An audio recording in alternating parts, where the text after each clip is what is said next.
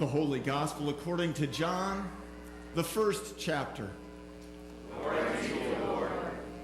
In the beginning was the Word, and the Word was with God, and the Word was God. He was in the beginning with God. All things came into being through him, and without him not one thing came into being.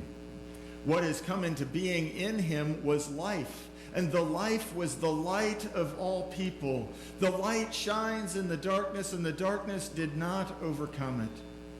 There was a man sent from God whose name was John. He came as a witness to testify to the light, so that all might believe through him. He himself was not the light, but he came to testify to the light. The true light, which enlightens everyone, was coming into the world. He was in the world, and the world came into being through him, yet the world did not know him. He came to what was his own, and his own people did not accept him. But to all who received him, who believed in his name, he gave power to become children of God, who were born not of blood or of the will of the flesh or of the will of man, but of God. And the Word became flesh and lived among us. And we have seen his glory, the glory as of a Father's only Son, full of grace and truth. John testified to him and cried out, "This was he of whom I said, 'He who comes after me ranks ahead of me, because he was before me.' From his fullness we have all received grace upon grace. The law indeed was given through Moses. Grace and truth came through Jesus Christ. No one has ever seen God.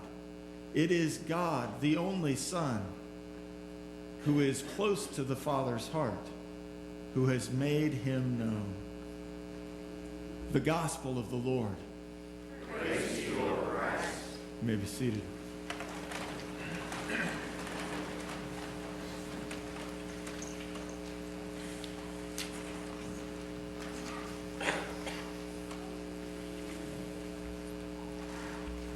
Within the gospel tellings of the story of Jesus, there are many different perspectives being told.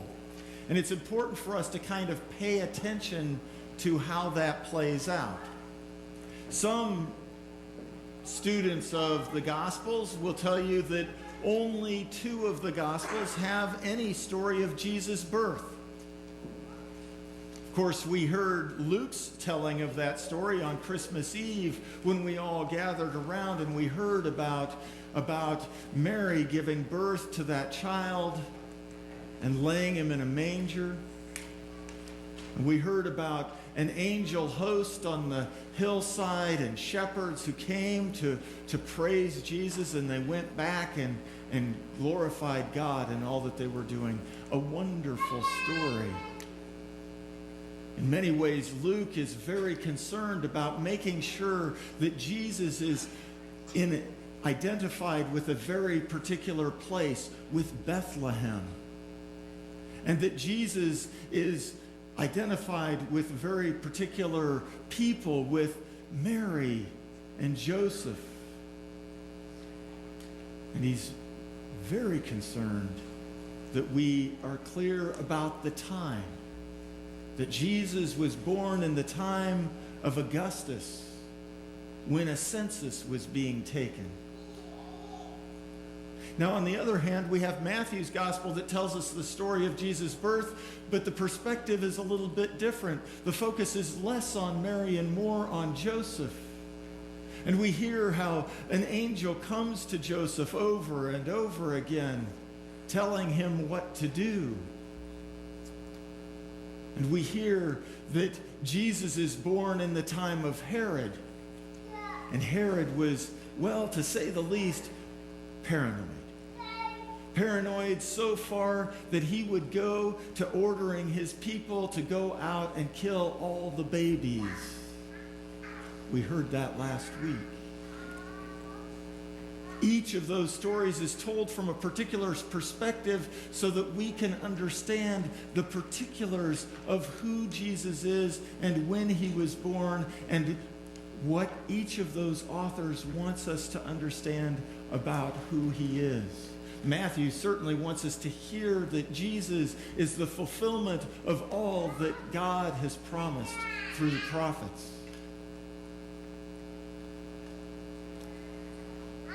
There are others, though, who would argue that John's gospel also tells us the story of Jesus' birth. But it's not a story that is situated in a particular place with particular people and in a particular time. And in fact, what John is trying to do is open up a space that is much bigger than all of that.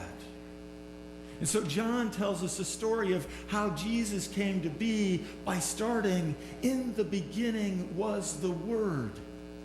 And as students of God's Word, we remember those first words of the very first book of the Bible. In the beginning, God created.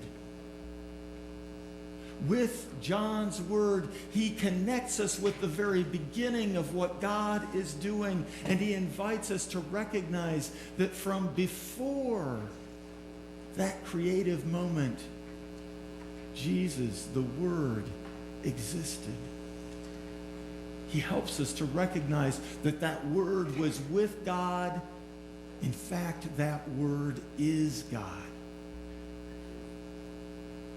And in fact, even beyond that, John wants us to understand that that Word was the creative process. We remember that in Genesis 1, at least, God said it and it happened. And so today we hear that not only was the Word with God, that the Word was God, but that everything came into being through that Word. And what came into being was life.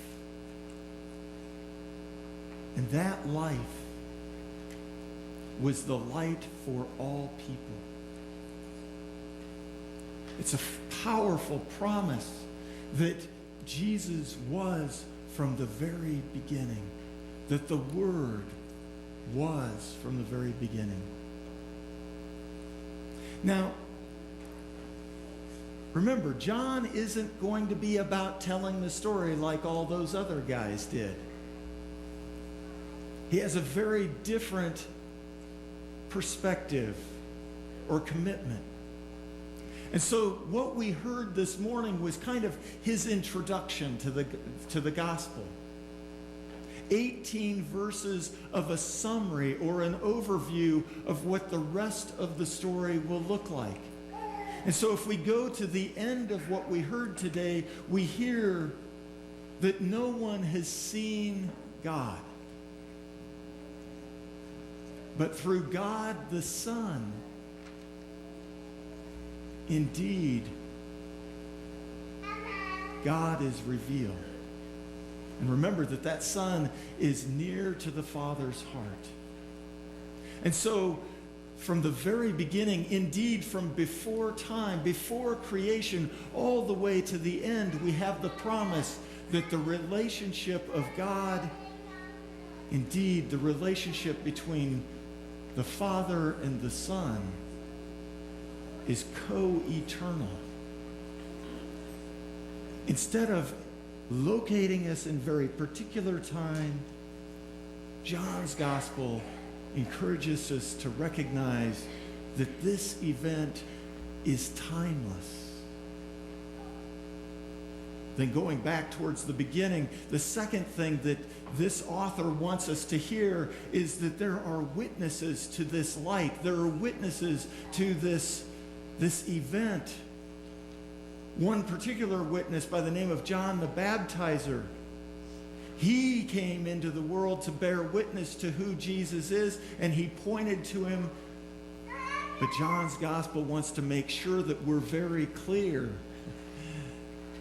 that John the Baptizer is not the light, and John the Baptizer is not the Word. And so we get that clarity going on in a big way.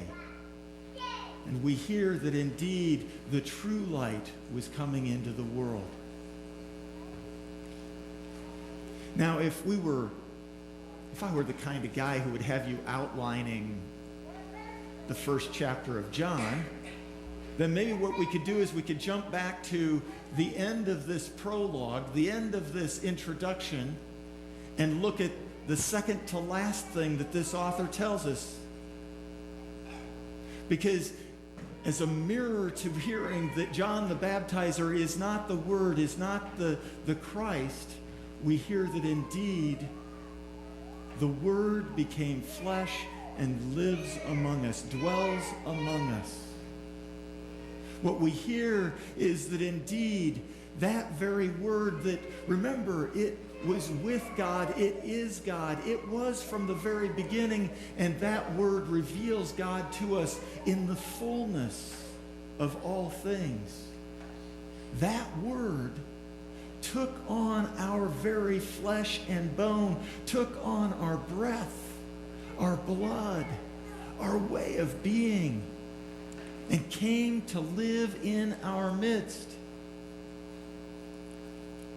Now, there was a period where through this week I was thinking about getting a hold of a tent and setting it up under the Christmas tree or something. Because if you read the Greek, what it says is that the Word became flesh and tabernacled with the people. Which means the Word became flesh and pitched a tent with the people. The challenge is, how many of us live in tents these days? We don't. It doesn't work very well. So the way to think about it is every once in a while as we're driving up and down the streets of Albion, we see a big moving van outside somebody's house. Maybe 3 years ago, about right there, huh? And everybody in town went, whoa, who's that moving in? The way to think about what's being told here is that one day the people woke up, and this Word who was with God and is God has brought his moving van and he's moving in next door. He's come to live with you. He's going to live in your midst. He's going to be with you in the midst of all that's going on. That's a promise. And what comes to live with you and next to you and in your midst is grace and truth. The light. A light that we've been told earlier shines in the darkness, and the darkness does not overcome it. We played with that light on Christmas Eve, didn't we? When we turned out all the other lights and we lit candles that all came from that white candle, the Christ candle, a reminder that all light comes from the life we receive in Jesus Christ. And so while John the Baptizer is not the Word, we hear that indeed that Word has become flesh and bone and lived among us and walks with us and brings us truth and brings us grace. Not just grace, but grace upon grace. And in fact, what the author of John tells us is that, this is beautiful, Moses brought the law. But truth and grace came through Jesus Christ. Truth and grace came through Jesus Christ. And so now we've been working ourselves through first the outside edges. For the mathematicians, this is like working the parentheses, right? Only where we're doing it in reverse. So where is the center? What's at the core? What is the thing that this author of John's Gospel wants us to hear above and beyond all things? Here it is. For those who receive this Word, those who believe this Word, he has given the power to become children of God. Now, I'm going to make an assertion. By your very presence here, you've met those first two things. You've received him through the waters of your baptism. You have believed in him and trusted in him. You're here to hear God's word spoken. You have come to meet God's word in the meal. You have come to experience God's word in community. Indeed, you are children of God. That's the promise. That's the core. All through John's gospel, the rest of what John is about is helping us to recognize the truth that God's love is so big. God's truth is so big. God's commitment to us is so big, not just to us who already believe, because quite frankly, we also hear that there are those who reject him, those who don't receive him, those who struggle with all that. And in the midst of that, we hear that God's commitment to all creation, to the whole world, is nothing less than to love and to extend grace and to give the power to be children of God. It's an amazing thing.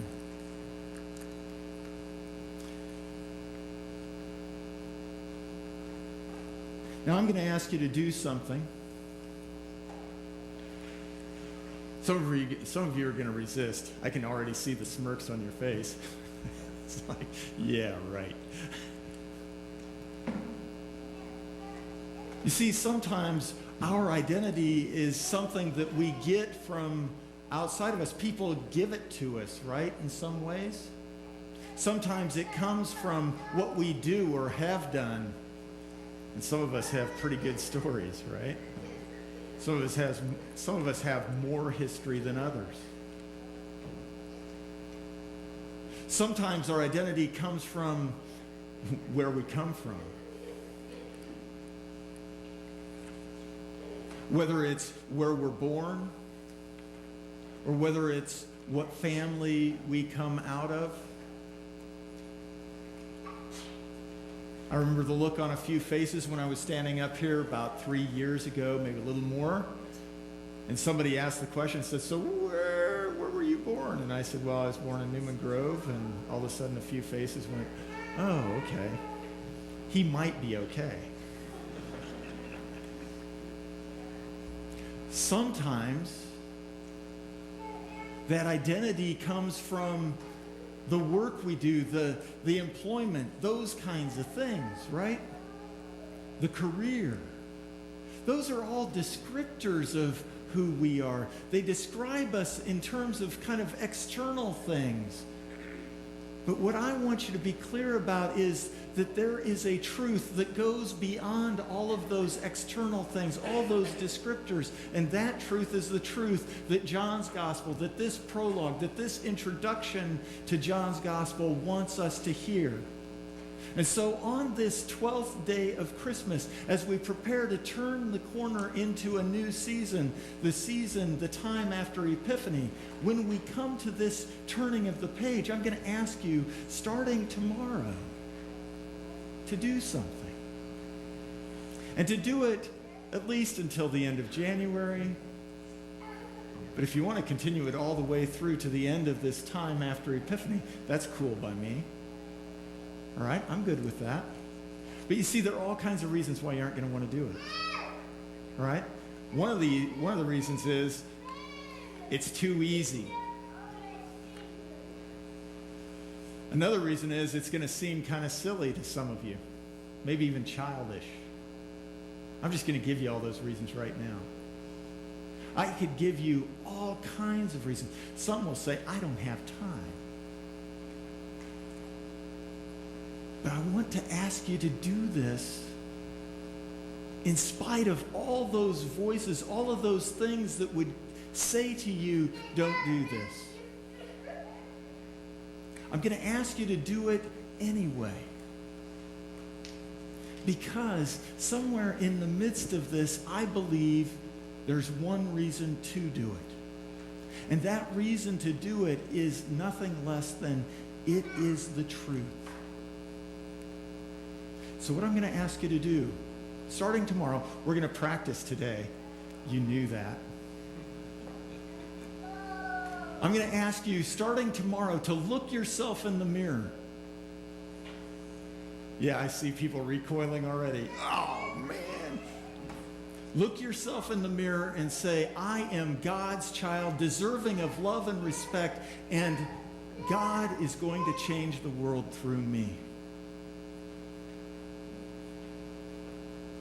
Now, some of you are already thinking, at some levels, it's so true that we just can't deny it. At other levels, there are some of us who are sitting here thinking, I'm not sure I completely buy that. And yet, it's the truth. That's exactly why I am inviting you to do this as a practice. I'm inviting you to put down that voice that is saying, I don't have time to do that. Or that's just silly. And I don't mean say it in your head. I mean say it out loud. Speak it to yourself. In fact, if you want today while we're practicing it, write it down. That'll help etch it on your brain. The teachers in the room know about this. So let's try it out together. I'll just give you portions of it, pieces of it. Ready? I am God's child. I am God's child. Deserving of love and respect. Deserving of love and respect. And God is going to change the world God is going to change the world through me. through me. Can we do it all together? I am God's child, deserving of love and respect, and God is going to change the world through me. Now, there are a lot of voices, you may already be hearing them saying, don't do it. But what I want to invite you to do is, if those voices are speaking to you, I want you to pay attention to where those voices are coming from. Are those voices that come from the light, from the truth and the grace of God that has come to us through the Word who has been made flesh and moved right in next door? Or is that from somewhere else? So I invite you. I am God's child, deserving of love and respect. And God is going to change the world.